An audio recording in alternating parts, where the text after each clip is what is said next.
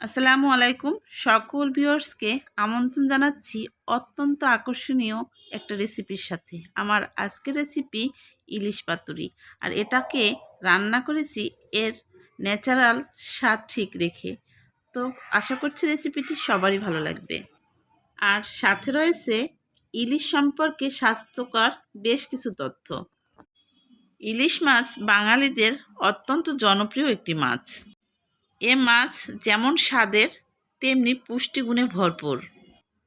100 গ্রাম ইলিশ মাছে প্রায় 21.8 গ্রাম প্রোটিনের পাশাপাশি রয়েছে উচ্চ পরিমাণ ওমেগা-3 ফ্যাটিক অ্যাসিড, রয়েছে ভিটামিন B12, ক্যালসিয়াম, ম্যাগনেসিয়াম সহ অন্যান্য ভিটামিন ও মিনারেল।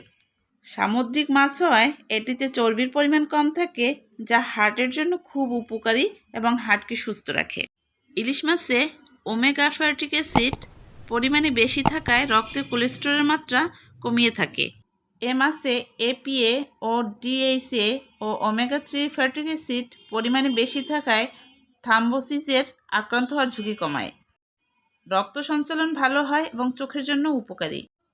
এ মাছ খনিজ উপাদানে ভরপুর, রয়েছে আয়োডিন, জিঙ্ক, পটাশিয়াম, যা থাইরয়েডের সেলগুলো সুস্থ রাখে।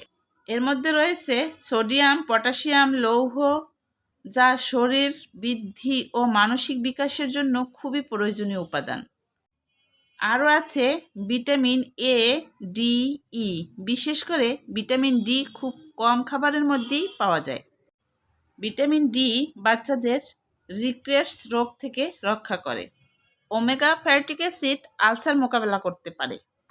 পুষ্টিগুণ শুনতে শুনতে অনেকটাই কাজ এগিয়ে নিলাম। এবার একটা কড়াই দিয়ে দিলাম, চুলার উপরে দিয়ে দিয়েছি পরিমাণ মতো সরিষার তেল, আর দিচ্ছি 1.5 চামচের মতো পেঁয়াজের পেস্ট, দিচ্ছি 1/4 চা চামচ হলুদের গুঁড়া, 1/2 চা চামচের মরিচের গুঁড়া এবং 1/4 চা চামচ লবণ। এবার হালকা করে ভেজে এর মধ্যে দিয়ে দিলাম 1/4 চা চামচ জিরার গুঁড়ো। তো এক্ষেত্রে একটা বিষয় মাথায় রাখতে হবে যে ইলিশ পাতুরি আর ইলিশ রান্নায় কখনোই রসুন ব্যবহার করা যাবে না, কারণ রসুনের অনেক গুণাগুণ থাকলেও ইলিশ মাছের সাথে এটা সম্পূর্ণ বেমানান। এতে ইলিশের সম্পূর্ণ টেস্টই নষ্ট হয়ে যায়। এবার এর মধ্যে 1/2 কাপ পরিমাণ পানি দিয়ে দিয়েছি সামান্য পরিমাণে পেঁয়াজের শাঁস।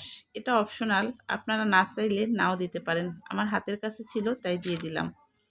এবার পানিটা একটু কমে আসলে আমি এর মধ্যে আমার করে রাখা পাতুরিগুলো দিয়ে দেব।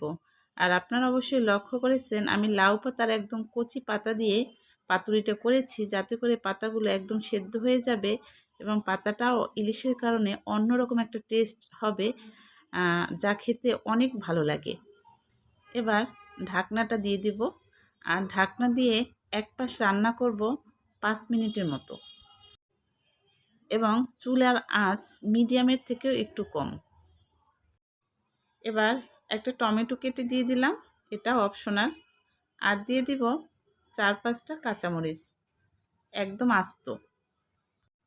ভিউয়ার্স নিশ্চয়ই লক্ষ্য করেছেন ইলিশ মাছের পাতুরিগুলো সুতো দিয়ে শুধু পেঁচিয়ে রেখেছি, আমি কিন্তু কোনো গিট্টু লাগাইনি, তাতে করে আমার খুলতে সুবিধা হবে। আবারও ঢাকনাটা দিয়ে দিলাম। এবার একটা পাশ হয়ে গেছে, এই পাশটা উল্টিয়ে দেব।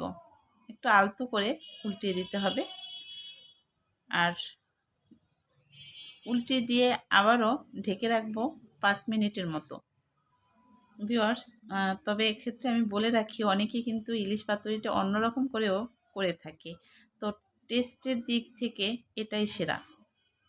এভাবে রান্না করলে ইলিশের একদম ন্যাচারাল ঘ্রাণটা পাওয়া যায় এবং ভিতরটা একদম ভাজির মতো করে মানে টেস্ট হয়। তো ট্রাই করে দেখবেন নিশ্চয়ই। হয়ে গেছে আমার রান্না। এবার দেখতে পাচ্ছেন কত সুন্দর হয়েছে, একদম টেস্টফুল একটা খাবার রেডি হয়ে গেছে। তো কেমন লেগেছে ভিউয়ার্স? নিশ্চয়ই ভালো লেগেছে। আর সুতাটা আমি বলেছিলাম যে হালকা করে রেখেছি, যাতে করে আমি খুব সহজে খুলে ফেলতে পেরেছি এবং আমার কিন্তু মাছ ভাঙেনি। তো আজ এই পর্যন্তই। আল্লাহ হাফেজ।